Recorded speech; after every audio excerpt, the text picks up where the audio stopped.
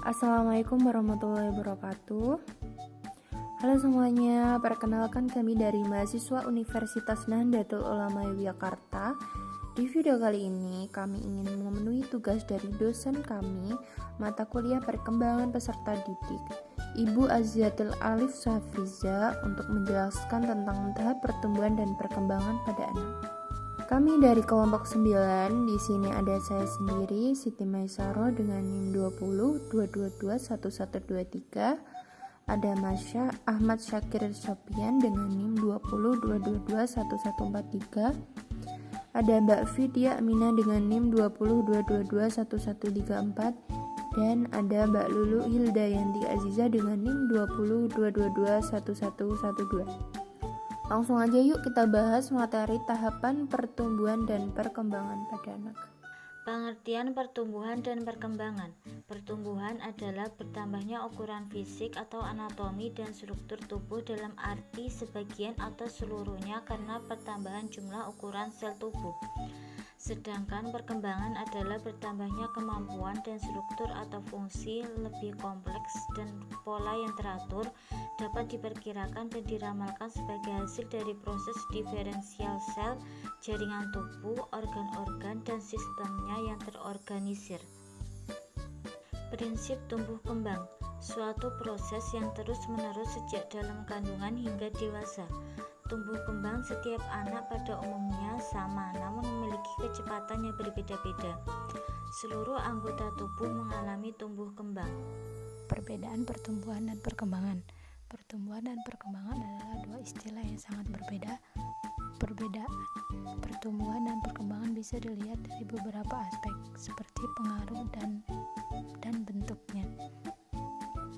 Perbedaan pertumbuhan dan perkembangan, setidaknya ada beberapa perbedaan.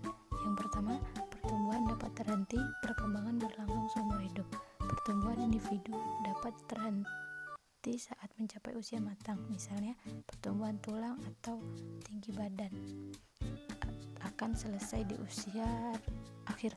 Perkembangan tidak dapat dibatasi dan akan terus berlangsung hingga seumur hidup. Ukuran fisik otak mungkin berhenti hingga mencapai ukuran tertentu, tapi kemampuan otak dalam mempelajari hal baru, menyimpan dan bereaksi dapat terus berkembang. Yang kedua, pertumbuhan fokus pada peningkatan kuantitatif. Perkembangan dia kaitkan dengan peningkatan kualitatif dan kuantitatif. Pertumbuhan adalah hal yang dapat diukur secara kuantitatif atau menggunakan angka, misalnya pertumbuhan tinggi badan dan sebagainya. Perkembangan bersifat kuantitatif dan kualitatif, jadi sifat-sifat pada perkembangan berupa kualitas dan ide, namun ide tersebut dapat dinilai berdasarkan patokan-patokan tertentu, misalnya pengujian IQ untuk menghitung kecerdasan diperlihatkan. Tahap pertumbuhan otak dan perkembangan motorik. Tahap pertumbuhan otak. Pertumbuhan otak dan kepala terjadi paling cepat dibanding bagian tubuh lain sejak kehidupan intrauterian, bahkan terlanjut sampai tahun-tahun pertama kehidupan, sehingga pada usia 6 tahun pertumbuhannya telah mencapai hampir 90% otak orang dewasa. Berikut tahapan pertumbuhan otak. Yang pertama, janin. Di 5 tahun pertama kondisi si kecil ini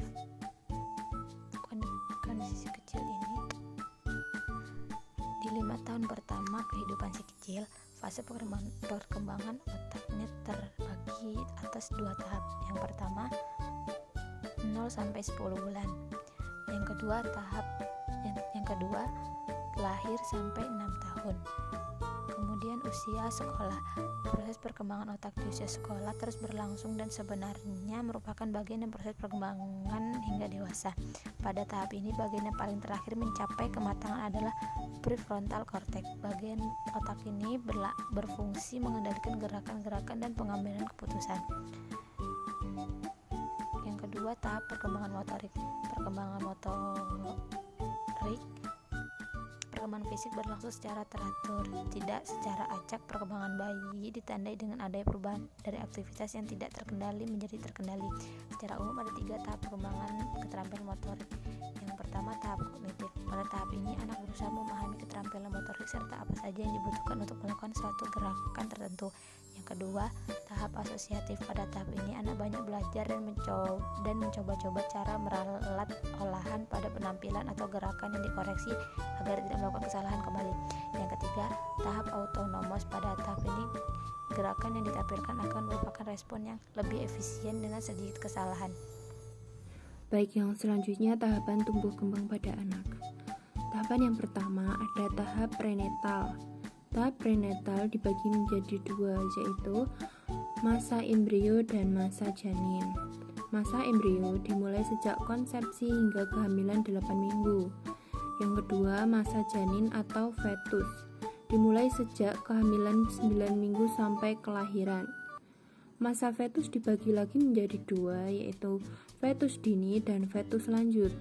Fetus dini dimulai 9 sampai trimester kedua. Terjadi sebuah percepatan pertumbuhan dan pembentukan manusia sempurna dan mulai berfungsinya organ tubuh. Yang kedua, fetus lanjut. Fetus lanjut dimulai pada trimester akhir. Terjadi perkembangan fungsi organ tubuh dan transfer imunoglobulin G atau IgD serta darah ibu melalui plasenta. Yang kedua, tahap pascanetal. Tahap pascanetal dibagi menjadi dua, yaitu masa neonatal dan masa bayi. Masa neonatal terjadi adaptasi terhadap lingkungan, perubahan sirkulasi darah, dan berfungsinya organ-organ tubuh. Pada masa ini, refleks primitif yang bersifat fisiologis muncul seperti refleks Moro atau merangkul, sucking refleks atau menghisap, rooting refleks atau menoleh, tunic neck refleks atau menahan posisi leher atau kepala, palmar grab refleks atau memegang, dan lain-lain, di mana refleks tersebut akan menghilang seiring bertambahnya usia. Yang kedua, masa bayi. Masa bayi dimulai 1 sampai 12 bulan. Pada masa ini terjadi pertumbuhan dan perkembangan yang sangat cepat. Oleh karena itu diperlukan pemberian gizi yang baik. Kehadiran orang asing akan membuatnya cemas atau stress anxiety dan ketakutan perpisahan dengan ibunya.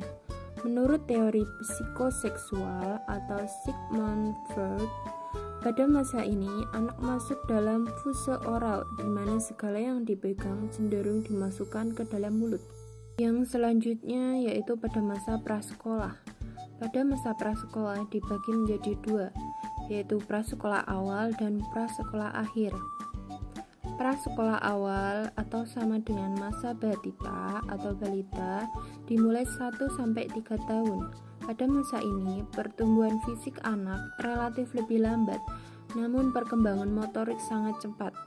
Pada masa ini, perhatian anak terhadap lingkungan menjadi lebih besar, lebih banyak berinteraksi dengan keluarga, memiliki rasa ingin tahu yang lebih, dan meniru sesuatu. Yang selanjutnya, masa prasekolah akhir dimulai 3 sampai 5 tahun. Pada masa ini, gigi susu anak sudah lengkap. Pertumbuhan fisik berjalan pelan, namun anak sudah dapat melakukan tindakan sederhana yang mandiri, seperti naik turun tangga dan berdiri dengan satu kaki.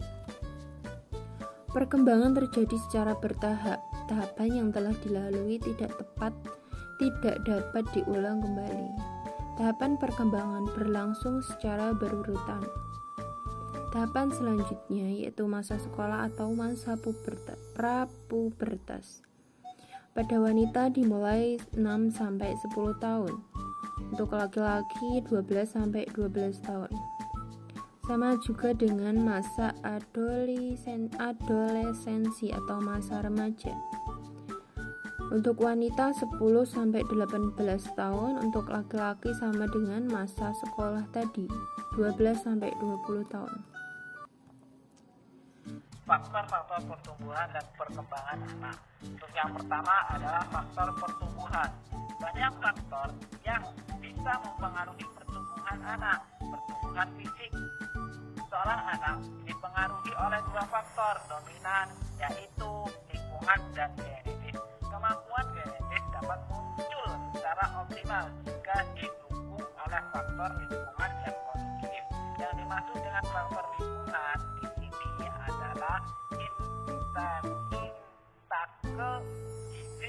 apabila terjadi tekanan terhadap dua faktor di atas, maka muncul growth-faltering.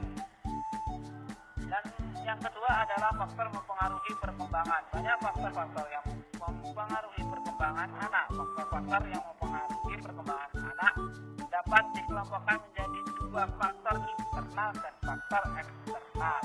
Untuk faktor internalnya adalah faktor genetik.